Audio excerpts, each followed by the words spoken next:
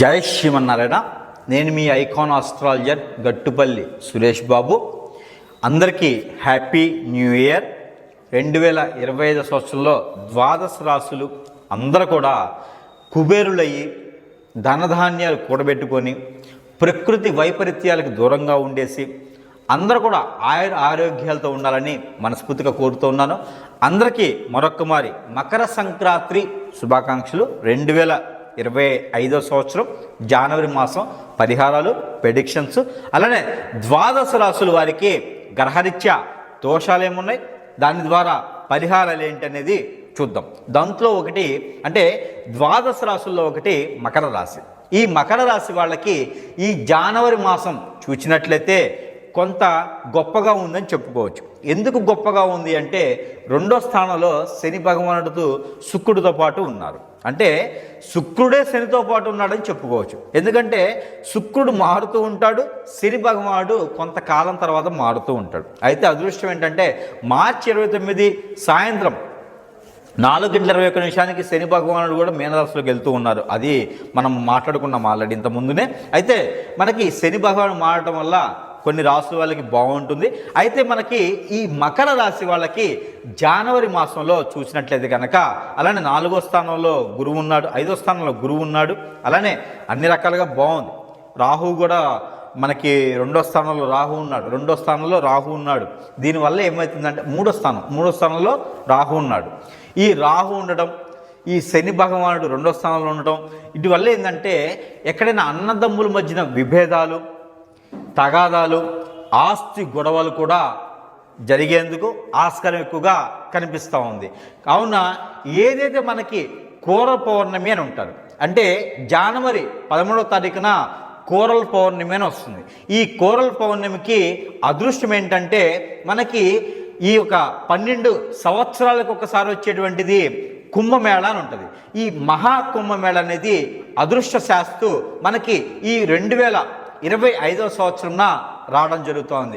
ఈ ద్వాదశ రాశులు అందరిలోనూ ఒకటి మకర రాశి కూడా ఉంది. కాబట్టి ఈ మకర రాశి వాళ్ళందరూ కూడా ఎప్పటి నుంచో బాధిస్తున్నటువంటి శుక్రదోషం, కుజదోషం, రాహు, కేతువు, అలానే ఎలాంటి దోషం, ప్రకృతి సంబంధించిన రుమ్మతులు, అలానే గ్రహరీత్య దోషము, హార్మోన్ ఇన్బ్యాలెన్సు ఏదైతే మీకు ఉన్నాయో ఈ దోషాలన్నీ కూడా మీకు పటాపంచలయ్యేందుకు ఈ మహాకుంభమేళ సందర్భంగా ఈ మహాకుంభమేళ మనకి 40 రోజులు ఉంటుంది. జనవరి 13వ తారీఖుతో మొదలయ్యేసి ఫిబ్రవరి 26వ తారీఖు మాస శివరాత్రి వరకు కూడా ఈ మహాకుంభమేళ కార్యక్రమం అనేది ఉంటుంది.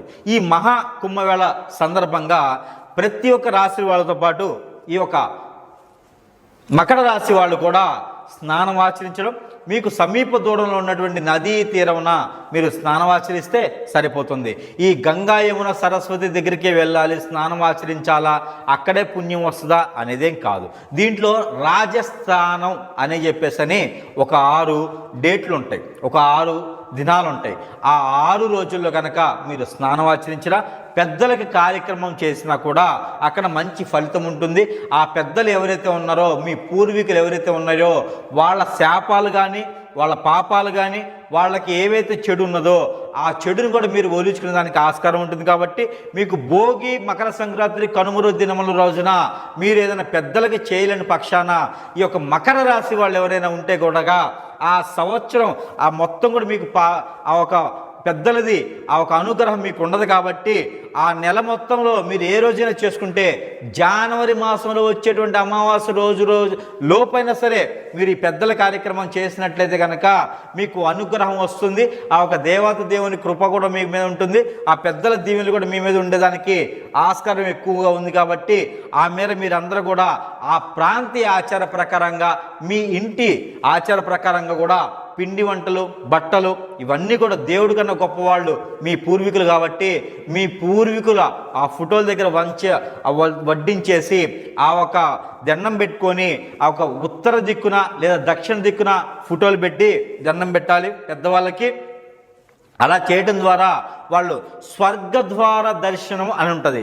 అందులోకి వెళ్ళిపోతే ఆ పెద్దల దగ్గర నుంచి మీకు ఎలాంటి ఇబ్బందులు లేకుండా తొలగిపోయేసి మీ పిల్లలకి పెళ్ళిళ్ళు అయ్యేసి అలానే మీకు ఏదైతే ఆర్థిక స్థితిగతులు ఉన్నాయో ఇవన్నీ కూడా మీకు తొలగిపోయేదానికి ఆస్కారం ఉంది. కాబట్టి ఈ మహాకుంభమేళ, మకర సంక్రాంతి, అలానే పర్వదినాలు, ఉత్తరాయణం ఇవన్నీ కూడా కలిసి వచ్చే కాలాలు. కాబట్టి మీకున్నటువంటి రుమ్మతులు, మీకున్నటువంటి ప్రకృతిత్య దోషాలు, మీకున్నటువంటి గ్రహరీత్యా లోపాలు ఏవైతే ఉన్నాయో ఇవన్నీ కూడా పటాపంచలేదానికి ఆస్కారం ఉంది. కాబట్టి ఈ చిన్న చిన్న పరిహారాలు మీరు ఈ మాసం మొత్తం కూడా ఎప్పుడైనా చేసుకోవచ్చు. దాంట్లో ఈ పరిహారాలు ఏంటంటే, మీరు ఆరోగ్యరీత్యా, వ్యాపార రీత్యా, ఏదైనా విదేశానికి వెళ్ళాలనుకున్నా, పోలీసుల మధ్యన కోర్టుల వ్యవహారాలున్నా, మీకు ఇంకేమైనా స్థితిగతులున్నా, కొత్తగా వ్యాపారం ఎవరైనా మొదలు పెట్టాలనుకున్నటువంటి ఎవరైతే ఉన్నారో అందరూ కూడా ఈ మకర రాశి వాళ్ళందరూ కూడాను ఈ యొక్క చిన్న చిన్న పరిహారాలు చేసుకొని అందరూ కూడా అదృష్టవంతులు అవ్వాలని నేను కోరుకుంటూ, ఆ ఒక పరిహారాలు ఏంటంటే, ఏదైతే కుంభమేళ ఉందో ఈ కుంభమేళలో కనుక మీరు స్నానం ఆచరించినట్లయితే, ఈ స్నానం ఆచరించేటువంటి పర్వదినాన ఏవైతే ఉన్నాయో ముందు ఆ పర్వదినాలు మీకు చెప్తాను. 13వ తారీఖు, 14వ తారీఖు, 29వ తారీఖు జనవరి 2025, అలానే 3వ తారీఖు, 12వ తారీఖు, 26వ తారీఖు ఫిబ్రవరి 25, 2025 సంవత్సరం. ఈ 6 దినములు అయితే మీరు స్నానం ఆచరించడానికి అర్హులు. ఈ 6 దినములు స్నానం ఆచరించినట్లయితే కనుక మీ పెద్దల నుంచి ఉన్నటువంటి రుమ్మతులు తొలగిపోతాయి. అలానే మీకు దెయ్యాలు పట్టినా, భూతాలు పెట్టినా, లేకపోతే చెడు గ్రహాలు మీకు అనుకూలంగా లేకపోయినా, మీకు అనేజీ ఉన్నా, అన్ఫిట్గా ఉన్నా, హార్మోన్ ఇన్బ్యాలెన్స్ ఉన్నా, మీకేదన్నా స్థితిగతులు బాగాలేకపోయినా, ఆర్థిక స్థితిగతులు ఉన్నా కూడా నేను చెప్పినటువంటి డేట్లలో కనుక మీరు మీకు సమీప దూరంలో ఉన్నటువంటి నదుల్లో స్నానం ఆచరించినట్టయితే ఆ రుమ్మతులన్నీ కూడా తొలగిపోయేసి విఘ్నాలన్నీ తొలగిపోయేదానికి ఆస్కారం ఉంటుంది. కాబట్టి ఆ స్నానం ఆచరించిన తర్వాత హనుమాన్ మందిరంలో కానివ్వండి, కుమారస్వామి మందిరంలో కానివ్వండి, అలానే మీకు దగ్గరలో సాయిబాబా మందిరం కానివ్వండి, అలానే వినాయక ఆలయంలో కానివ్వండి, మీరు 2 ఒత్తులేసి ఆ మట్టి పిరమిదిలో ఆవు నెయ్యితో దీపారాధన పెట్టినట్టయితే కనుక మీకున్నటువంటి రుమ్మతులన్నీ కూడా తొలగిపోయేదానికి ఆస్కారం ఉంటుంది. కాబట్టి ఆ రోజు మీరు ఫాస్టింగ్ కూడా ఉండగలిగితే కనుక మీరు ఘన పదార్థాలు ఏమి స్వీకరించకుండా, నాన్ వెజ్ స్వీకరించకుండా ఉండేసి ఏదైనా ఫ్రూట్స్, ఫలాలు తీసుకునేదానికి ఉంటుంది. కాబట్టి ఆ మేర మీరు ప్రయత్నం చేయండి. అందుకని చెప్పేసి మీరు చిన్నపాటి పరిహారాలు చేసుకుంటే సరిపోతుంది. తద్వారా ఇంకా మీరు బాగుండాలి, గ్రహరీత్యా అంతా బాగుండాలనుకుంటే కనుక మీరు మనకి పెద్ద ఉల్లిపాయలను దొరుకుతాయండి. ఈ పెద్ద ఉల్లిపాయలు అలానే మీకు ఇప్పుడు చాలా తక్కువ రేట్లో వచ్చేది మీకు ఈ జనవరి మాసంలో టమాటాలను దొరుకుతాయి. ఈ టమాటాలు అలానే పెద్ద ఉల్లిపాయలు ఈ 2 ఏవైతే ఉన్నాయో ఈ 2 కూడా ఎవరికైనా మోయన కానీ, ఎవరికైనా బ్రాహ్మణోత్తముడికి దానం కానీ, లేదా రాహు, కేతువు ఈ గ్రహాల మీద, లేదా శుక్రగ్రహం మీద కూడా మీరు జీడి గింజలను దొరుకుతాయి, లేదా జీడిపప్పు. ఈ జీడిపప్పు మీకు కాజు అంటారు. వీటిని తీసుకుని వెళ్ళేసి ఒక 1/2 కిలో ఏదైతే ఉందో శుక్రగ్రహం, ఈ శుక్రగ్రహం మేము పోసేసి రాహువు, కేతువుల దగ్గర ఏది ఉందో టమాటాలు, అలానే మీకు పెద్ద ఉల్లిపాయలను ఉంటాయి.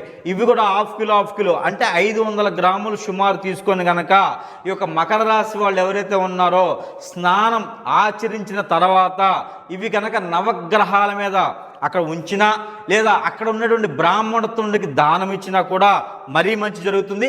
ఆ గ్రహరీత్యా ఉన్నటువంటి దోషాలన్నీ కూడా మీకు తొలగిపోయేదానికి ఆస్కారం ఎక్కువ ఉంది. కాబట్టి ఈ మేర మీరు ప్రయత్నం చేసి జనవరి మాసం మొత్తం కూడా కాకుండాను ఈ 2025 సంవత్సరంలో మకర రాశి వాళ్ళందరూ కూడా ఏ రంగంలోనైనా రాణించేదానికి అదృష్టం ఉంది. కాబట్టి ఈ మేర చిన్న చిన్న ప్రయత్నం చేయండి. గ్రహరీత్యా దోషాలన్నీ కూడా తొలగిపోతాయి. కాబట్టి ప్రతి ఒక్కరు కూడా ఒకటే చెప్తా ఉన్నాను, ఎవరిని నమ్మకండి. 2020 సంవత్సరంలో ప్రతి ఒక్కరు మోసపోయేదానికి ఉంది. కాబట్టి ఆన్లైన్ బిజినెస్లు కానీ, మనకు తెలియని వ్యక్తికి డబ్బులు ఇవ్వడం కానీ, ఆన్లైన్లో మనీ పంపించడం కానీ ఇలాంటి మోసాలు ఎక్కువ జరుగుతాయి. కాబట్టి ఏ రాశి వాళ్ళకైనా చెబుతుంది ఒకటే మాట ఏంటంటే, ప్రతి ఒక్కరు ఎవరిని నమ్మకండి. మీ షాడో, మీ నీడను కూడా మీరు నమ్మకోకుండా ఉంటేనే మీరు అదృష్టవంతులు అవుతారు. తస్మా జాగ్రత్తగా ఉండండి. 2020 సంవత్సరంలో గురువుగారు చెప్పారు కదా అని చెప్పేసి 4 తాళాలు వేసుకుని ఇంట్లో కూర్చోకండి. మీ ప్రయత్నం, మీ పని మీరు స్వశక్తిగా ముందుకు రండి. ఇదొక్కటి మాత్రం చేయండి, మీరు ఖచ్చితంగా రాణిస్తారు. అలానే మనకి ప్రతి మాసం ఇస్తున్నట్టుగా గ్రహరీత్యా దోషాలన్నీ కూడా ఆ గ్రహాలకు సంబంధించినటువంటి నెంబర్ ఇవ్వడం జరుగుతూ ఉంది. ప్రతినిత్యం పారాయణ రూపంగా చేసినట్టయితే కనుక మీకు అదృష్టం అట్లా కూడా వస్తుంది. కాబట్టి ఆ మేర మీరు ప్రయత్నం చేయండి. దాని ద్వారా నెంబర్ ఏంటంటే 719481 71948171 ఈ నెంబర్ని కనుక మీరు ప్రతినిత్యం కూడా పారాయణ రూపంగా జపం చేయొచ్చు. పారాయణ రూపంగా మీరు చదివినట్లయితే మంచి జరుగుతుంది. 212 సార్లు 12 టైమ్స్ కనుక మీరు ప్రతినిత్యం పారాయణ రూపంగా చేసినట్లయితే కనుక మీకు గ్రహరీత్యా ఉన్నటువంటి దోషాలన్నీ కూడా తొలగిపోయేదానికి బాగుంటుంది. కాబట్టి మకర రాశి వాళ్ళు ఈ చిన్న చిన్న పరిహారాలు చేసుకుంటూ అదృష్టవంతులు అవ్వాలని నేను కోరుకుంటా ఉన్నాను. జై శ్రీమన్నారాయణ.